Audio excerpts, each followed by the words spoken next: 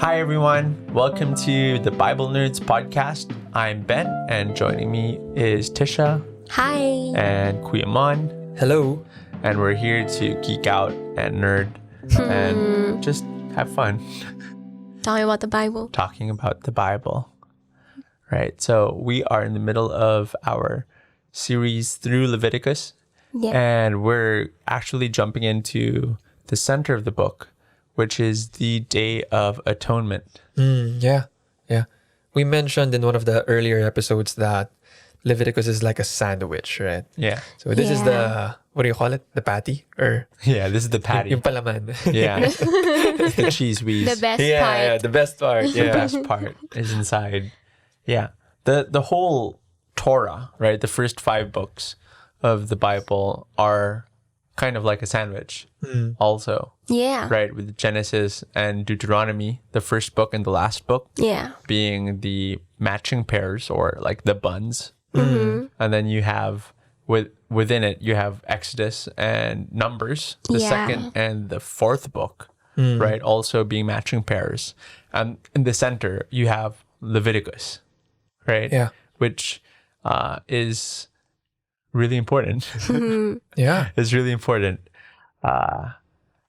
It's just amazing how within Leviticus, it There's has also- the same design. Yeah, there's also a sandwich there. Exactly. So it's a sandwich within a sandwich. A sandwich within a sandwich. Lots of sandwiches. Is it like a clubhouse or? It's like a Big Mac. Yeah. It's like a Big Mac where you have Oh, yeah. 2 sets of buns. Oh my god. Kasi yung nasa gitna ng Big Mac is another bun. Yeah, I don't like Big Macs. Yeah. but I do like the Torah, so. Okay. So, what is the thing in the middle of Leviticus that's so important? Well, it's the Day of Atonement, right? And so the Day of Atonement is a holy feast, right? That is going to be celebrated every year. Yeah. But the narrative makes it clear that this is flowing out from what Nadab and Abihu did in chapter 10, Yes. Yes. Yes. Which we also mentioned last time. which is what we mentioned This is a last time. continuation of the purity laws that we talked about the previous episode. Yeah. You could theoretically pull out the purity laws, the chapters 11 to 15, right? You could pull them out and the, The story would continues. make perfect sense. Yep. Because what's going to happen on the Day of Atonement is on the same day. On the same On day. the same day where when the priests got ordained, right? Celebration, super awesome. We have these new humans who are going to be God's partners in mediating God's presence to the community, Yeah. right? The same day where Nadab and Abihu turn rogue Yep. and bring in death into the tabernacle. Yep. Same day, the Day of Atonement. How long is that day? It was a very, very long day for Aaron and Moses. Must have been a sad day too. So this is intentional, right? That when the author designed this part to put the Day of Atonement at the center, Yeah. Right. he intentionally cut the day, to put the laws before Because it was such a long day. before the Day of Atonement. Like, let's put a break. Here's some laws. Yeah, as if that's gonna make things better, no? But also it took part in Yeah, it's still shaping part of the Leviticus. themes. The Yeah. themes of what shouldn't we do, where we need to know the difference between life and death. Yeah. And now the Day of Atonement is the actuality of how the death will be removed from Yes. the tabernacle, the source of life. Yep. Because after the Day of Atonement, you find more laws, right? Yeah. And so this is where we find the sandwich. Yeah. Yeah. Right? The Day of Atonement at the middle, they're parallel. Thank you. Thank you.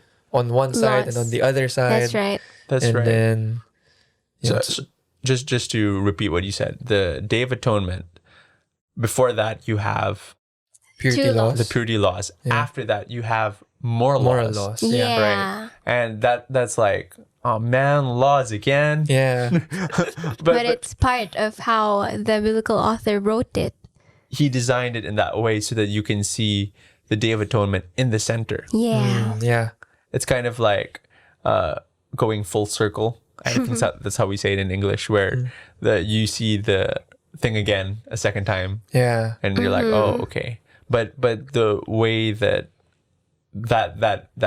the literary convention is being used is to point at how the Day of Atonement is so important. Yeah. It's Yeah. intentional. Right. I know though that there might be some people who are listening to this and they're just so confused with like what Day of Atonement, Nadab and Abihu, tabernacle, what's going on? And, Okay, let's talk about it. not to fear. I think this is the perfect time to recap. Yeah. Right? I know there's so many things going on, but I think it's helpful to see things from the big picture, from That's the bird's right. eye view, That's because right. all of these stories, starting from Genesis 1, all the way to where we are now, Leviticus 16, is this unending, unabridged. What does unabridged mean?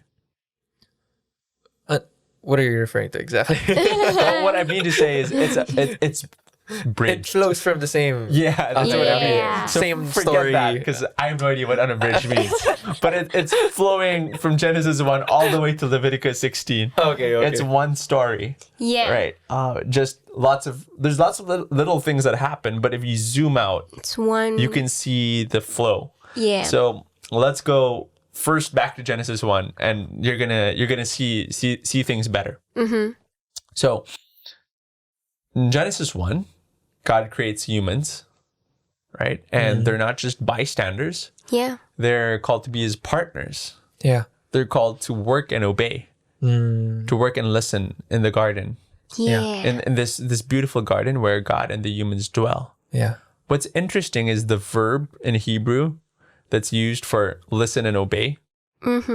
Sorry, the verb for work and obey is the same word that describes the actions of what the priests Yeah. later in Leviticus are going to be doing in the tabernacle. Yeah. So it's kind of like they're the priests Yes. in the garden. So the humans in the garden, Adam and Eve are the priests, are the first priests, where their role, right, was to mediate or to bring about God's presence and his goodness to the Yeah. rest of the world, That's right. right? However, they fail big time. They fail miserably because they don't trust in their partner. Yeah. They don't trust in God. And instead, they redefine good and evil for themselves. Instead of bringing about his goodness, they redefine goodness for themselves by saying that, no, I don't want to be God's partner. I want to be God. Right? And so it ends with the tragic exile, right, of the priests. It's almost a living death, Yeah. right? Being sent away from God's presence and God's life, right? However, the story doesn't end there. Yes. The story doesn't end there. I think that's something that we were talking about last time. We're grateful that the story Doesn't end doesn't end there when they die. when they die. No, Yeah. no, it doesn't end in exile. What God does is he calls a new people to be his priests. So that's what we find in Leviticus 10, right? Where he calls the family of Aaron, right? Out of the Israelites, right? Yeah. This family that he has all called to be holy Yeah. and to be his partners. He has chosen a family unit inside this people, right? The Levites, Yeah. right? The children of Aaron, who's the brother of Moses, to be his new priests, who are to work in this tabernacle, right? This very beautiful and elaborate microcosmos that is meant to mimic, right, and replicate the garden from Genesis 1. Right? Everything about the tabernacle is picking up themes and imagery from the way that the garden is described, with the cherubim and the Right. flaming sword or Right. the burning altar that we find in Leviticus, to the fruit trees and the beautiful tapestries that are embroidered onto the walls, right? Yeah. So what we find in Leviticus is in keeping with God's MO.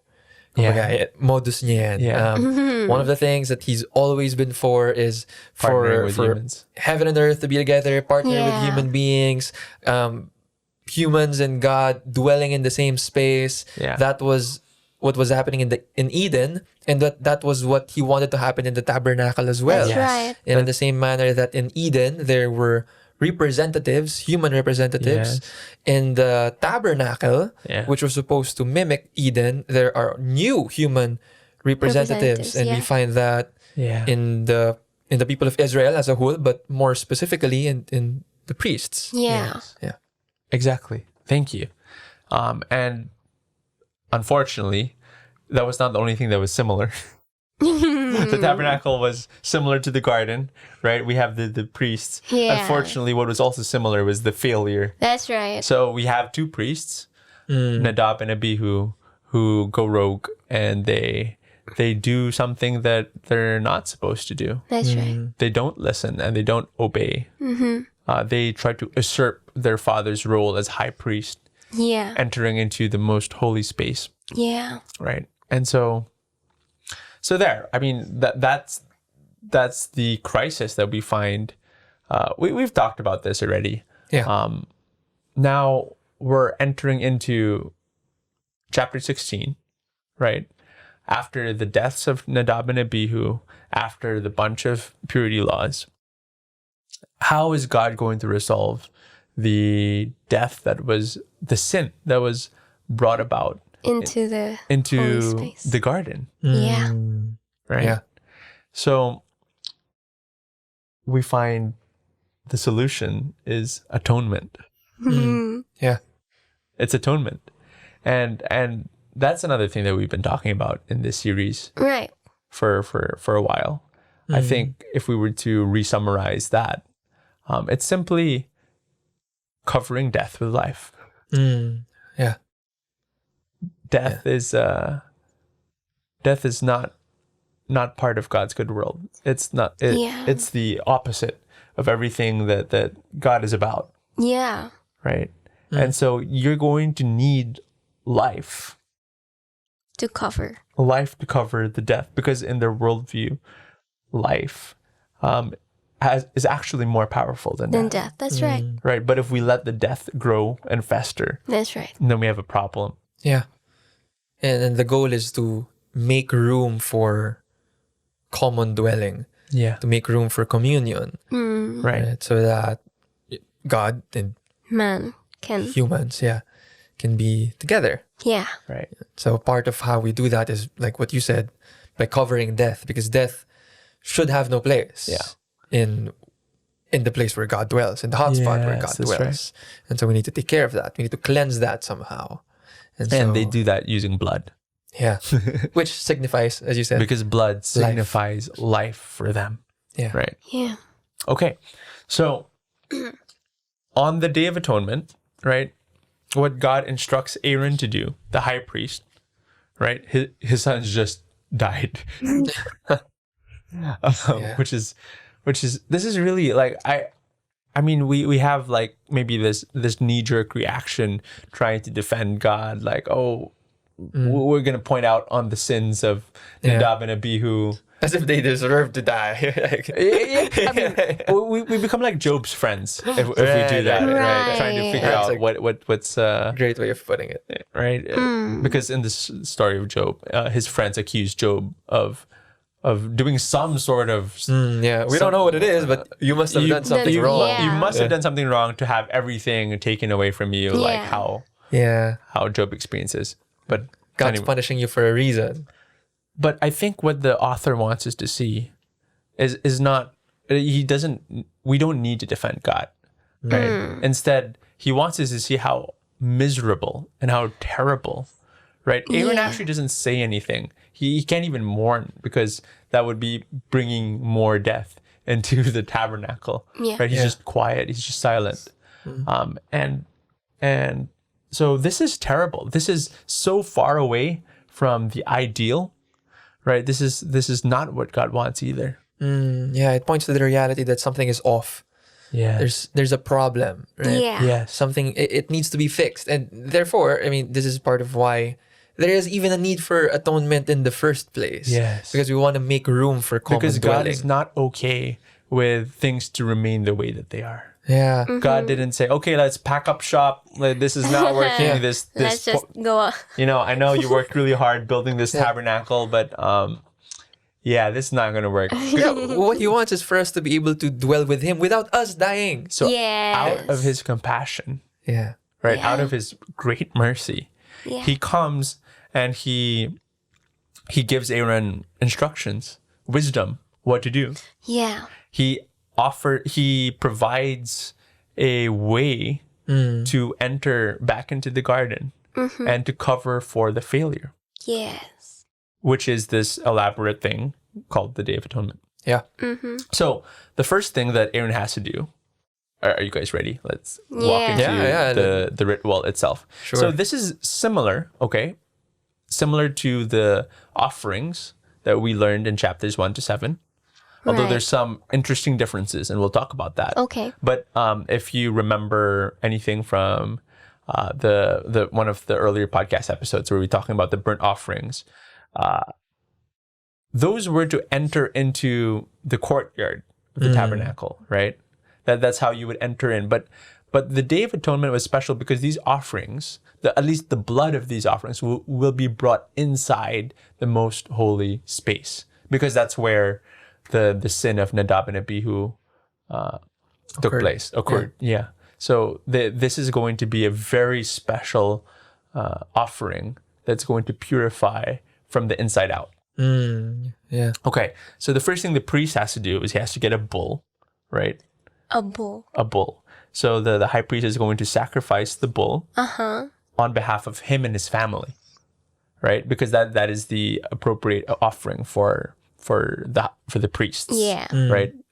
In chapters 1 to 7, they talk about how if a priest sins, then Yeah. it's a bull. Okay. If it's not a priest, but an average Israelite, right? They can give a lamb or a goat. Yeah, but for the priests, Yeah. their offering has to be a bull. Yeah. So it's connected, right? The difference is after he collects the blood of the bull, he's not just going to apply it to the altar. The altar, by the way, is outside, okay? This was something I only found out a couple of years ago, that they don't do the sacrifices inside the tabernacle, right? Yeah. Because that would mean bringing death inside the tabernacle. Right. Which was right? the problem in the first place. Yeah. We don't want that. We don't don't want want that. that. So that's why the altar is outside, Okay. by the gate, Okay. right? By the gate of the tabernacle. Yeah. And if you were an Israelite walking in the camp and you would look or gaze towards the tabernacle, you would see this burning fire by the gate of the tabernacle, which is important, but we'll talk about that later. Anyway, so collects the blood. He's going to bring the blood inside. So he's going to the furthest point, the westmost point of the tabernacle. Another detail that they mention is how the gate of the tabernacle is facing east, right? Just like in the garden in Genesis, Right. where Adam and Eve are exiled to the east, Right. right? So when they were going out of the garden, they were heading east. Yes. Yeah. And so if we want to come back to the presence of the Lord, we need to head Go west. west. Yes, exactly. So he's going to the westmost point Okay. of the tabernacle. He's going to go inside the first veil and then through the second veil into the Holy of Holies, where you find the Ark of the Covenant, Yeah. right? And he's going to stand behind it. Okay, westmost point, right? He's going to sprinkle the blood eastward. And then 7 times eastward and then 7 times on top of the lid of the ark, right? So that's what he's going to do, right? And then he's going to move outward. He's going to apply the blood also onto the furniture. So he's moving in this eastward direction, right?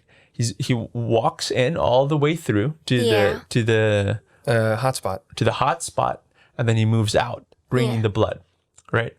So that's the first offering that he does. There's going to be 3 parts to this, technically 4, but we'll focus on the first 3. Okay. The second one is going to be a purification offering for the community. Okay.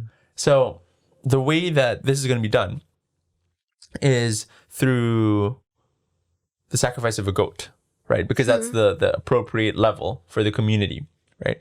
So he's going to do the exact same thing he did with the bull, but this time with the goat, right?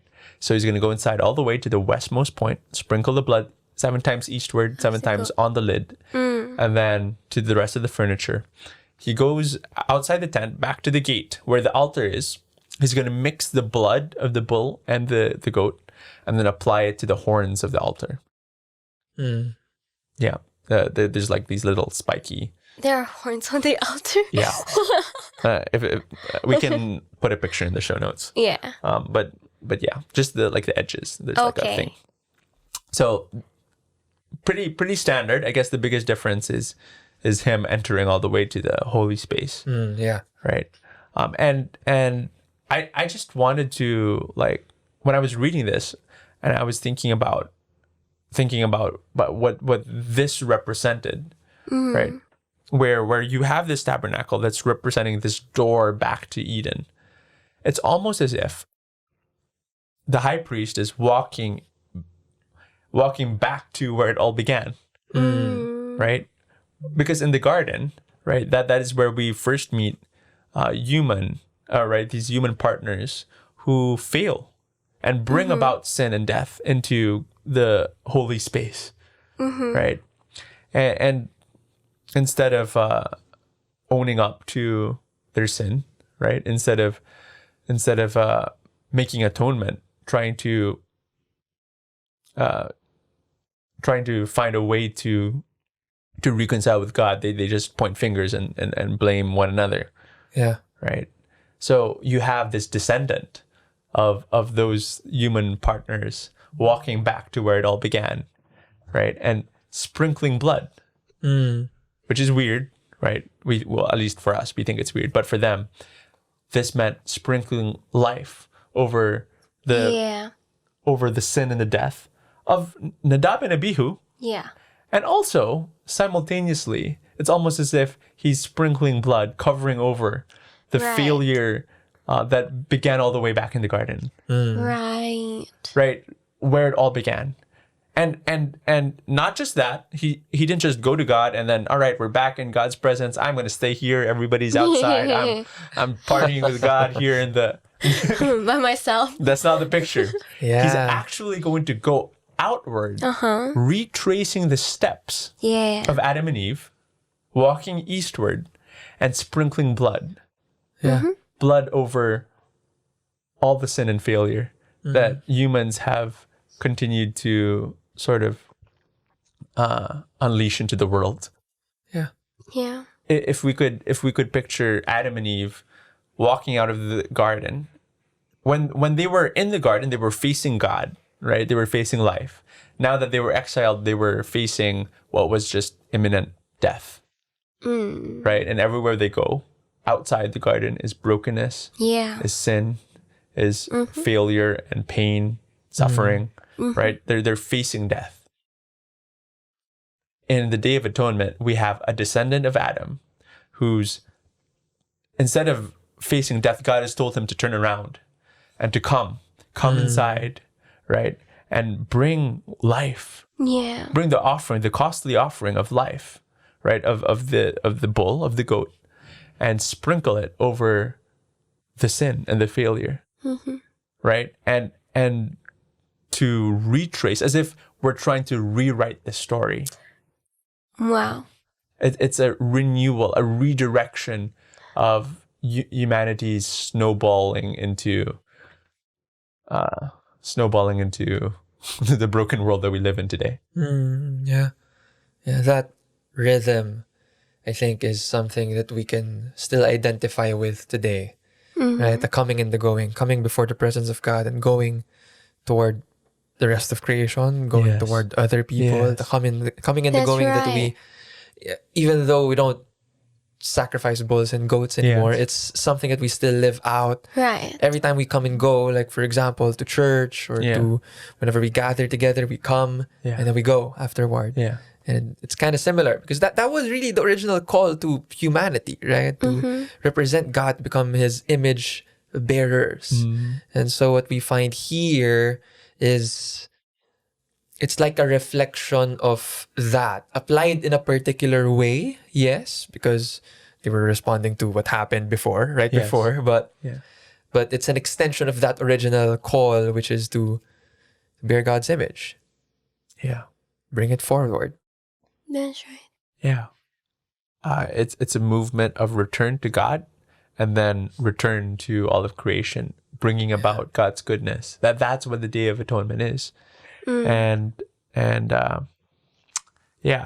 just picture, from Genesis 1 to Leviticus 16 it's a story of how humans have been just tunneling into oblivion, right? Where the train has gotten off the tracks, right? And it's just nowhere. There's no there's no hope in sight. It's just like tunneling towards oblivion. And what happens in Leviticus is God has set apart this community, Yeah. And has assigned this human, the high priest, right, to recreate him and the rest of the community. And to shove a stick into the ground and say, okay, we're it stops the snowball, and then they're trying to make the steps moving back. Like that's the picture of the Day of Atonement. It's something that not just one person experiences. It's not the just whole community. Yeah, not just the family of Aaron. Yeah. Right? Because of his son's failure. But no, this is going to be a recreation of the whole community. Yeah.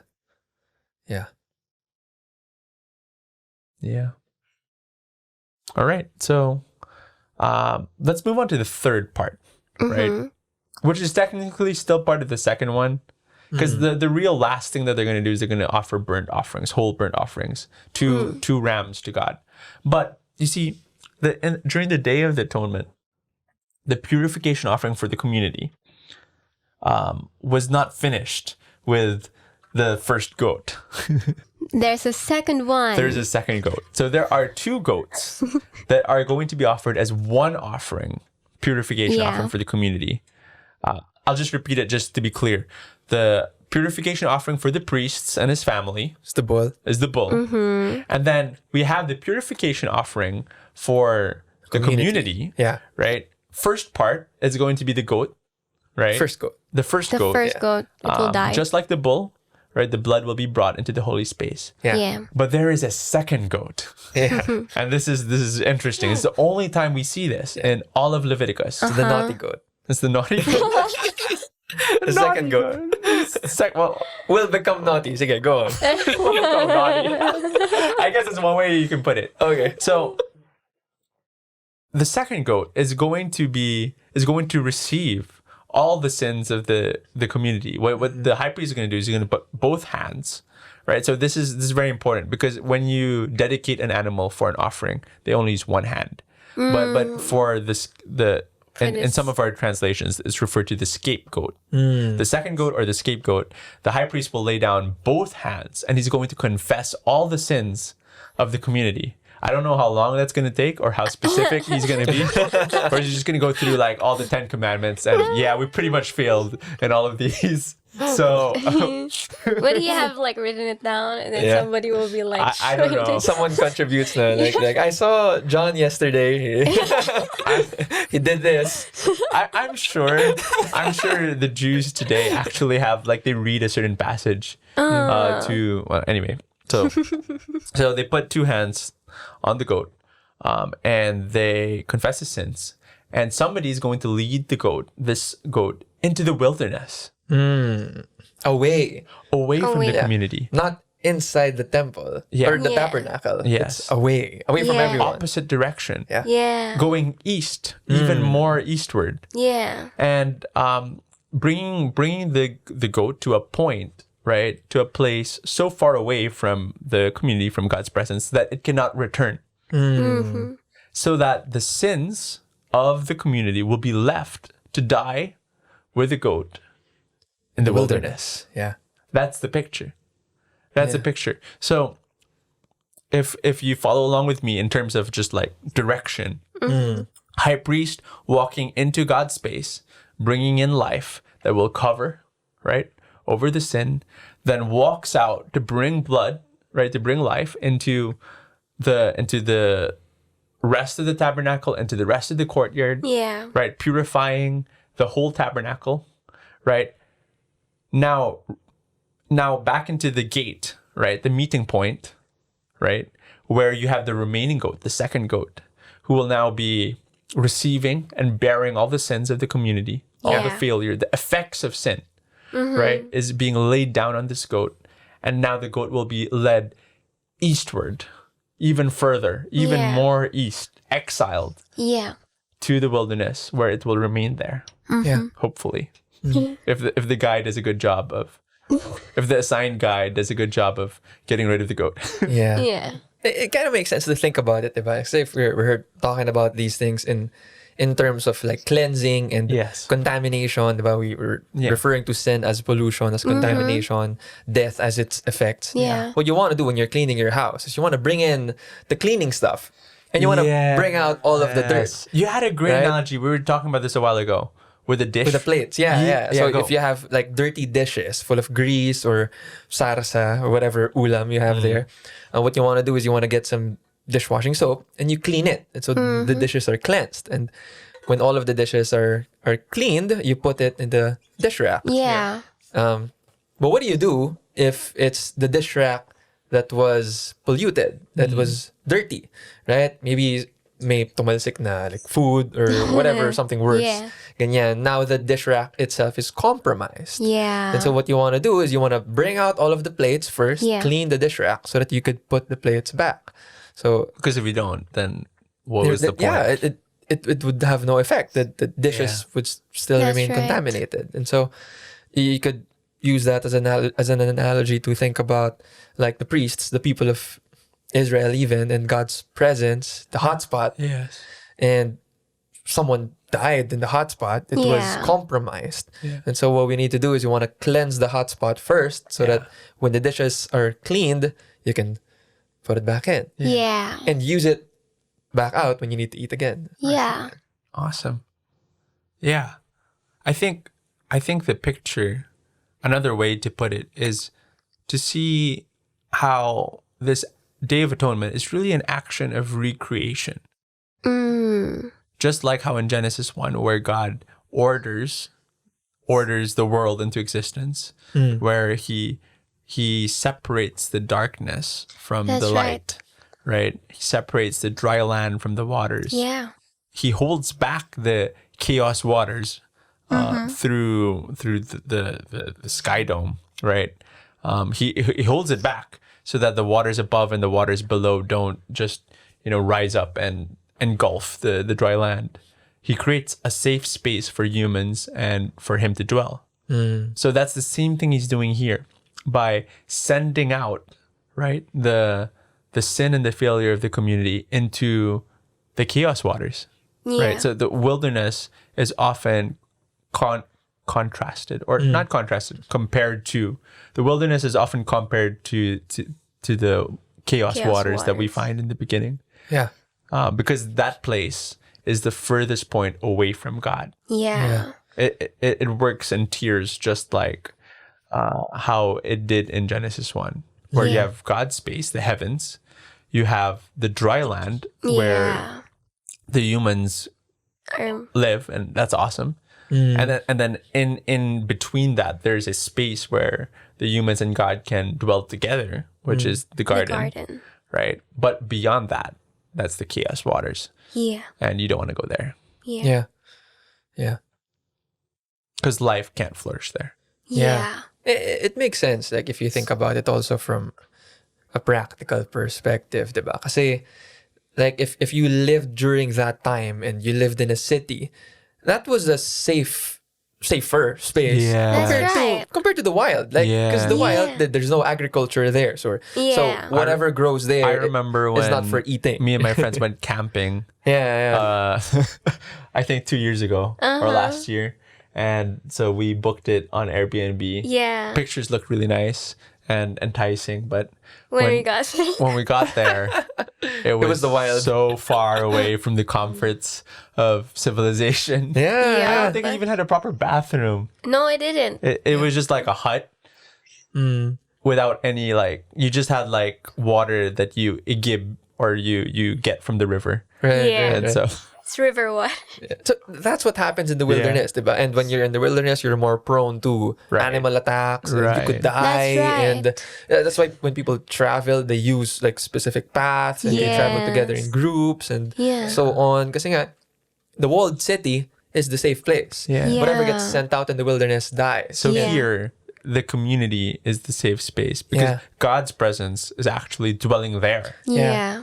And so the naughty goat, the second goat, is sent out to the wilderness where it belongs. Yeah. Because it bears the... Technically, the goat was a naughty. He's now just the just bearer, bearing all the naughtiness of the Israelites. He's a naughty bearer. It's not working out.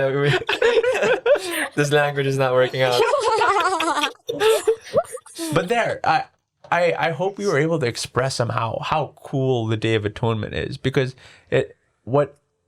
when you look at it, like, if you're reading it for the first time, not knowing what Leviticus is about, right? You might just say, "Oh, okay, so some more offerings and sacrifices." Yeah. Isn't God satisfied yet? Yeah. But that's not the God of the Bible. That's not the God of the Bible.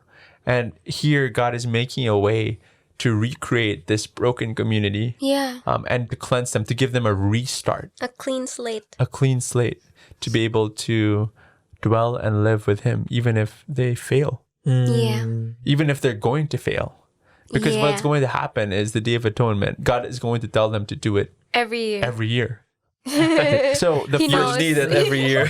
so the first Day of Atonement is out of response of Nadab and Abihu's terrible, grievous sin.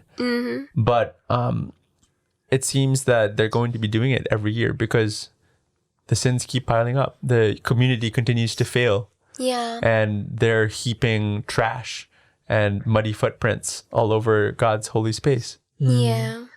And it needs a general cleaning. Yeah, so once a year they do this reenactment of God recreating the community by sending out the sin and bringing life back to cover over the failures of the community.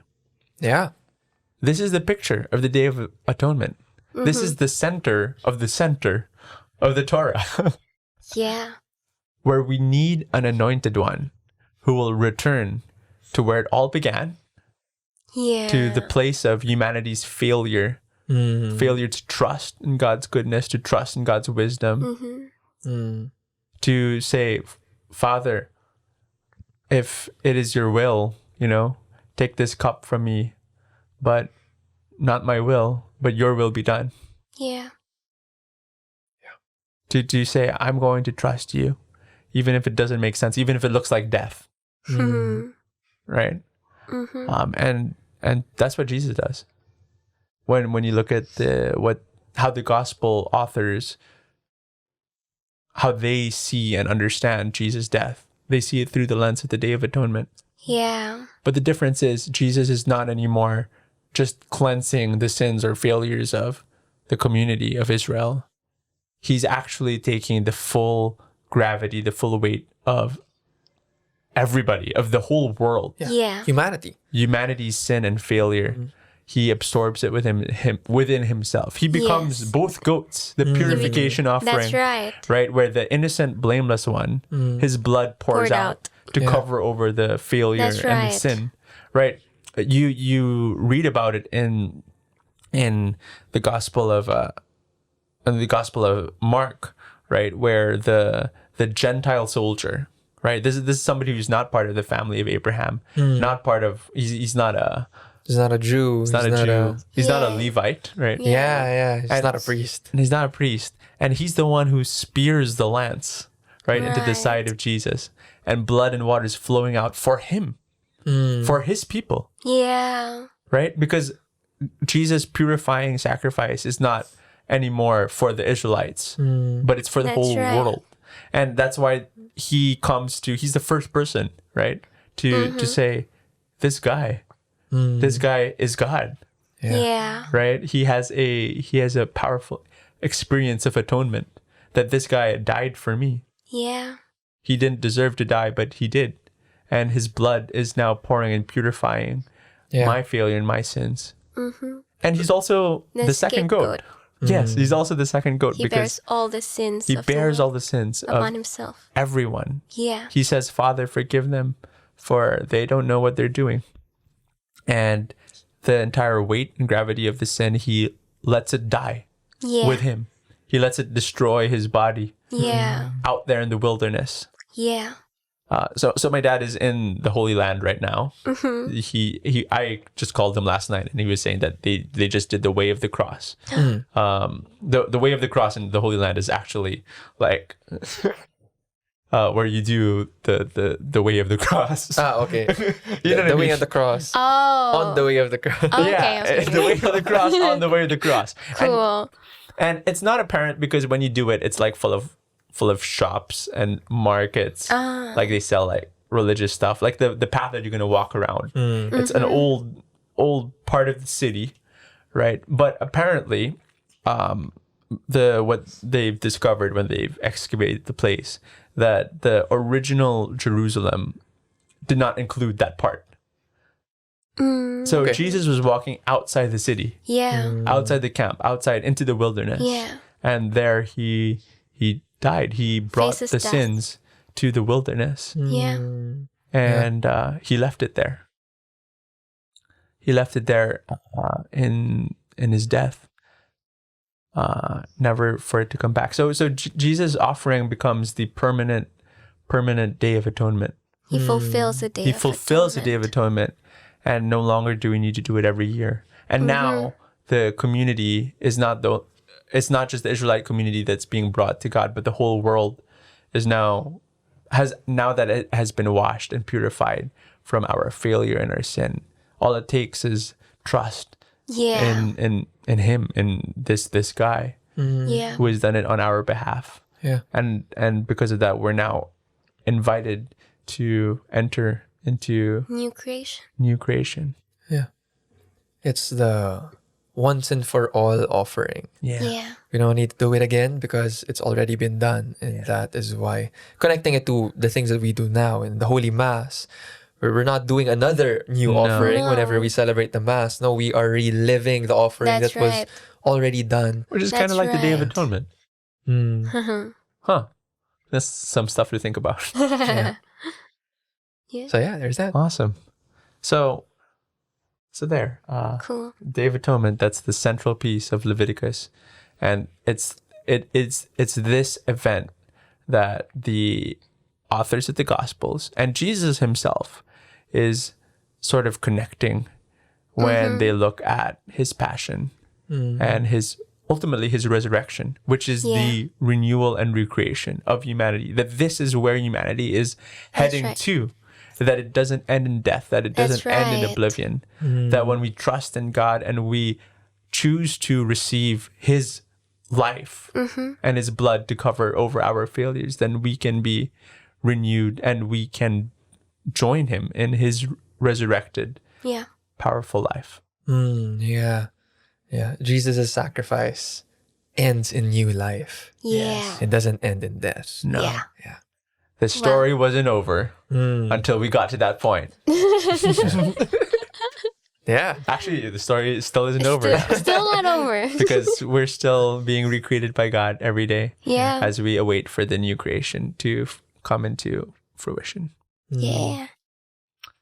All right. So I think that's it for today. Woo. We'll see you next week as we go back into some more laws. More laws. But that was fun. The Day of Atonement. Yeah. But it's all connected. Yeah. And we'll see. So, okay, God has now purified his people. What does that mean for these purified people? How are they to live? Yeah. Which is the laws on holiness. And we're going to talk about that next week. So we'll see you next time. Bye. Bye.